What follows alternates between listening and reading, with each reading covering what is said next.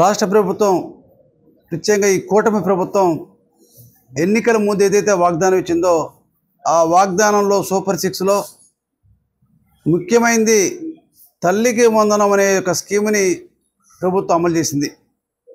అంటే చదువుకునే పిల్లలు ఇంట్లో ఎంతమంది ఉన్నా సరే, ఒకళ్ళున్నా, ఇద్దరున్నా, ముగ్గురున్నా, నలుగురు, ఐదుగురున్నా సరే, వాళ్ళందరికీ కూడా తల్లికి వందనం యొక్క స్కీమ్ ద్వారా ప్రభుత్వం ముఖ్యమంత్రి చంద్రబాబు నాయుడు గారు ఇచ్చిన హామీని నిలబెట్టుకుంటూ వాళ్ళ ఖాతాలో 13,000 రూపాయలు జమ చేయడం జరిగింది. మిగిలిన 2,000 రూపాయలు ఆ స్కూల్ డెవలప్మెంట్ కోసం జిల్లా కలెక్టర్ ఖాతాలో వేయడం జరుగుతుంది.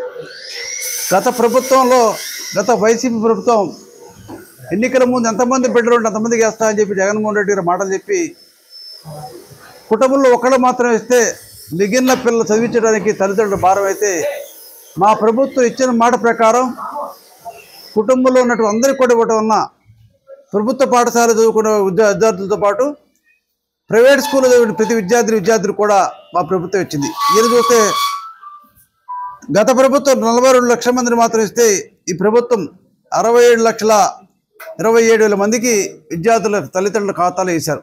అంటే ఈ ప్రభుత్వం పేదవాళ్ళ కోసం విద్యకు అత్యధిక ప్రాధాన్యత చేసే ప్రభుత్వం ఈ కూటమి ప్రభుత్వం.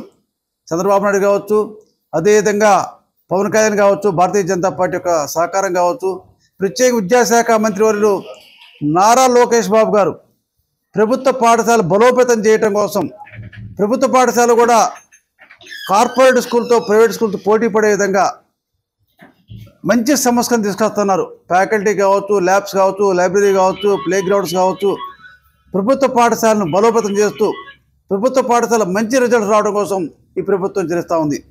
ఈ ప్రభుత్వం నిజంగా ఈరోజు చూస్తున్న గ్రామాలు పోయినా, ఏ స్కూల్కి పోయినా సరే పిల్లలు చాలా సంతోషంగా ఉన్నారు.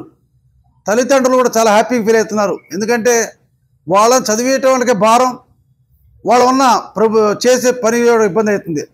అటువంటి పిల్లలకు ప్రభుత్వం సహకరించడం వలన చక్కగా చదివించుకుంటామని చెప్పి వాళ్ళ school dress, bag, shoe, socks అన్నీ కూడా బుక్స్ సహా పూర్తిగా ఫ్రీగా ఇవ్వడం, అదేవిధంగా వాళ్ళకి మధ్యాహ్నం భోజనం కూడా సన్నబియ్యాలు ఇస్తా ఉన్నాం.